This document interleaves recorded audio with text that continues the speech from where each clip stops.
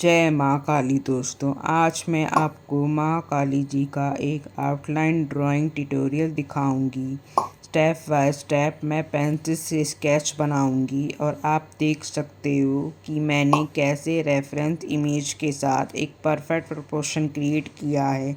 आप भी वीडियो को फॉलो करके इजीली ट्राई कर सकते हो।